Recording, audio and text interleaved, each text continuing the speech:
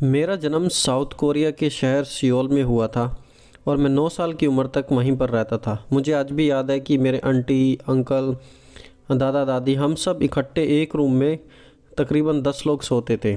So basically एक community based हमारी ज़िंदगी थी। मेरे माता पिता हमारे साथ नहीं रहते थे, वो अमेरिका में रहते थे और हमारे लिए स्थान तैयार कर रहे थे। मुझे याद है जब मैं छोटा था तो मैं बाकी बच्चों की तरह नहीं था। मैं अपने बचपन में मोंक से सवाल पूछता था, मैं उनके साथ सोता था और वीकेंड पर उनके पास जाता था।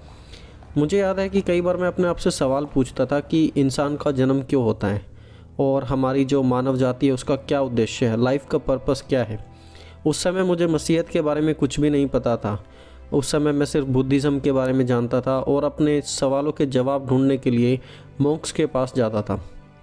पहले मुझे ऐसा लगता था कि सब बढ़िया है। और उस समय कोरिया में बड़ी सुपरमार्केट्स नहीं थी, बड़े रेस्टोरेंट नहीं थे। मैं आपसे 1980 की बात कर रहा हूँ। ऐसे उस समय कुछ भी नहीं था साउथ कोरिया में। तो जब भी मुझे छुट्टी मिलती थी तो मैं इस प्रकार के स्थान पर जाना पसंद करता था, खिलौने से खेलता था और अच्छी चीज़ें सीखता था। लेकिन जब मैं मिडिल स्कूल में गया तो आइडेंटिटी क्राइसिस होने लगा। मैं अपनी माँ से पूछता था कि मम्मी, ये लोग वाइट हैं, हम वाइट क्यों नहीं हैं, मैं अमेरिकन की तरह क्यों नहीं बन सकता। मैं ड्रग्स में पड़ गया, स्मोकिंग करने लगा। और एक दोस्त था हमारा जो कि डीलर था, वो पूरी सप्लाई करता था। उसके पास बड़े बड़े बैग्स हुआ करते थे ड्रग्स के। वो इसे लेता था, सप्लाई करता था और 2-3 दिन तक इस प्रकार चलता रहा।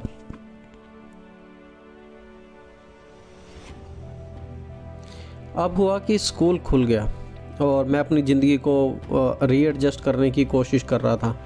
मेरे सामने कोई आया और स्मोकिंग करने लगा और मैंने कहा ठीक है, मैं भी स्मोक करने लगा।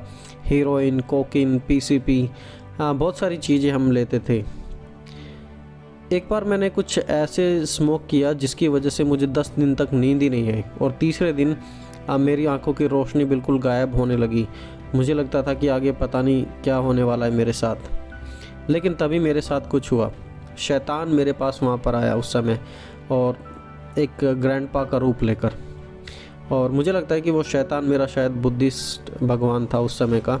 और उसने मुझसे कहा कि चक्कू उठाओ और अपना गला और अपना पेट काट दो, और अगर तुम ऐसा करोगे तो तुम नर्क में नहीं जाओगे। उस समय मैं यीशु मसीह को नहीं जानता था। तो मैं क्या किया, मैं अपने किचन में गया और किचन में जाके जो सबसे बड़ा चाकू था वो मैंने वहाँ पर उठाया और अपने गले को और अपने पेट को काट लिया।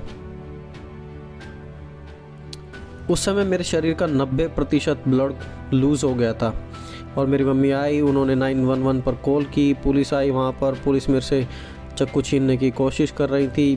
तकरीबन 1 मिनट में ही पुलिस आ गई थी और मैं चाकू छोड़ नहीं रहा था।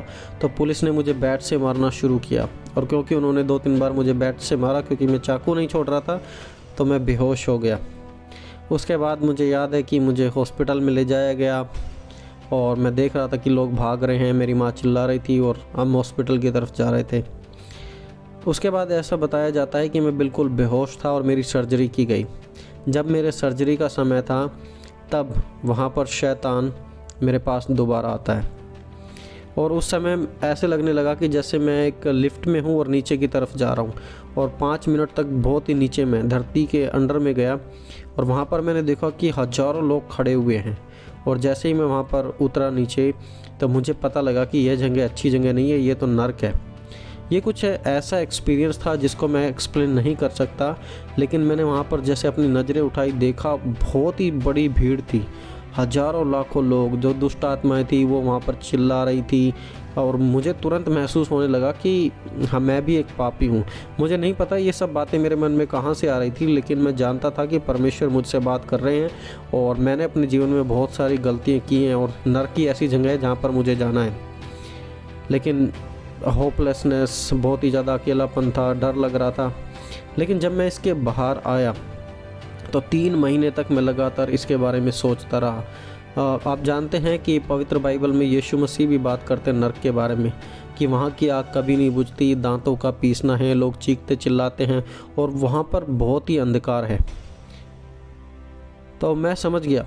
जब मेरी आंखें खुली तब मैंने देखा कि मेरे आजू बाजू में बहुत सारे पास्टर खड़े थे। उन्होंने कहा, हम आपके लिए प्रार्थना करेंगे, आप पापी की प्रार्थना कर सकते हो, परमेश्वर आपको बचाएंगे। मैंने पापियों की प्रार्थना 10 बार की और उसके बाद परमेश्वर ने मुझे अपने अनुग्रह, अपने प्यार से भरना शुरू कर दिया। उसके बाद मैंने बाइबल में नर्क के बारे में पढ़ा 7 महीने के बाद। 1999 की बात मैं आपको बता रहा हूँ इस समय।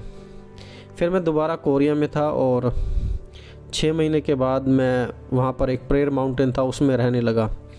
मैं स्कूल जाने की कोशिश करता था लेकिन मैं स्कूल नहीं जा पाता था, क्योंकि ये जो मैंने देखा था ये हमेशा मेरे दिल और दिमाग में चलता ही रहता था। कुछ समय तक तो मेरे साथ परमेश्वर का भय था, लेकिन उसके बाद मैं अपने दोस्तों के साथ जाने लगा, स्मोकिंग करने लगा, शराब पीने लगा। मैं कहता था परमेश्वर आप मुझे माफ़ कर देना, मेरे ऊपर दया करो, एक बार और मुझे करने दो बस। एक बार करके मैं ऐसे करता गया और उसी दौरान मुझे इन सब चीज़ों की आदत लग गई। और उसके बाद मेरा एक कार एक्सीडेंट हुआ। कार एक्सीडेंट के बाद परमेश्वर ने फिर मुझे एक दर्शन दिया। मैंने बड़ा क्लियरली देखा कि मैं एक पहाड़ के ऊपर खड़ा हूँ और वहाँ से परमेश्वर की आवाज़ आ रही है। इतनी सुंदर आवाज़ मैंने पहले कभी नहीं सुनी। और परमेश्वर ने मुझे एक बाइबल की आयत से बात करी। परमेश्वर ने कहा, यीशु मेरा पुत्र है जिससे मैं बहुत प्रसन्न हूँ, तुम उसकी बात को सुनो। मैं कहने लगा क्या मैंने परमेश्वर की आवाज़ सुनी है? और फिर मैंने वहाँ पर एक लाइट देखी, सपने में एक घूमती हुई लाइट देखी, और मैंने देखा कि मैं एक पहाड़ के ऊपर खड़ा हुआ और वहाँ पर एक बहुत ही सुंदर घाटी थी, एक नदी थी, झरने थे, जैसे कि हम प्रकाशित वाक्य 21 अध्याय में पढ़ते हैं कि नया यरूशलेम शहर जो कि स्वर्ग से उतरकर पृथ्वी पर आ रहा है और बहुत ही सुंदर तरीके से है। तो मैंने वहाँ पर बड़ी ही सुंदरता देखी, परमेश्वर के राज्य की सुंदरता। नया यरूशलेम मैंने वहाँ पर देखा और नीचे उतरा और उसके चारों तरफ स्वर्गदूत थे, बड़ी बड़ी तुर्री लेकर वो परमेश्वर की आराधना कर रहे थे। उनकी आवाज़ बिल्कुल अलग थी, वो बिल्कुल पवित्र और परफेक्ट और बहुत ही ज़्यादा सुंदर थे। और तब मैंने नर्क के साथ जब तुलना की तो नर्क में तो कुछ भी नहीं था, बस रोना गिड़गिड़ाना था, लेकिन यहाँ पर पीस, जॉय और बहुत ही आराम था। परमेश्वर की उपस्थिति में बहुत ही ज़्यादा शांति थी। सब मुझे समझ में आया कि जब परमेश्वर हमारे साथ है तब ज़िंदगी कैसे होगी। और परमेश्वर ने मुझे शायद इसीलिए नर्क और स्वर्ग दोनों चीज़ें दिखाई ताकि मैं उनके बारे में डिसाइड कर सकूं। आज मैं आपको 100% पूरे कॉन्फिडेंस से इस बात के बारे में बता सकता हूं कि मुझे अब कभी डिप्रेशन और सुसाइड नहीं आती। कई बार ऐसे होता है कि काम बहुत ज़्यादा होता है तो इधर उधर की बातें आती हैं, लेकिन डिप्रेशन और सुसाइड की थॉट अब कभी मुझे नहीं आती। अब मुझे लगता है कि कई बार हम अपने शरीर की और अपनी आत्मा की अच्छे से देखभाल नहीं करते।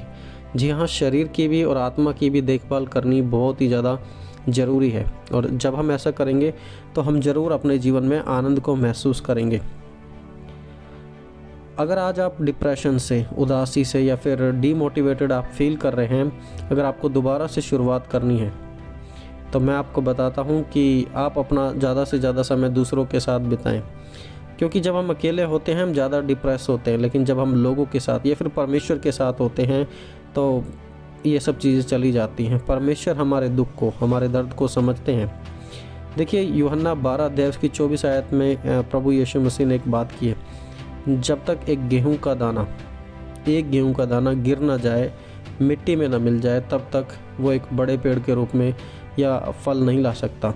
जब एक दाना गिरेगा, मरेगा, तो वो बहुत ज़्यादा फल लेकर आता है। आज डिप्रेशन को अपनी ज़िंदगी ख़राब ना करने दें, परमेश्वर के पास आएँ। परमेश्वर जीवित है और लोग आपके जीवन में आएंगे। अगर आपको डॉक्टर की हेल्प लेनी पड़ती है तो वो भी आप लें, क्योंकि दवाइयाँ भी परमेश्वर की नॉलेज के द्वारा ही बनाई गई हैं। तो देखिए मैं आपको बताता हूँ, आपके जीवन के साथ, आपके दुख के साथ परमेश्वर का एक उद्देश्य है। मुझे बहुत बुरा लगता है आज जब लोग सुसाइड करते हैं, अपनी ज़िंदगी को लेने की कोशिश करते हैं। मैं बताना चाहता हूँ कि परमेश्वर आपको छुड़ा सकते हैं और वो आपको छुड़ाएंगे और अपनी महिमा के लिए इस्तेमाल करेंगे। आज जो कुछ आपके जीवन में है, यीशु से महिमा में बदल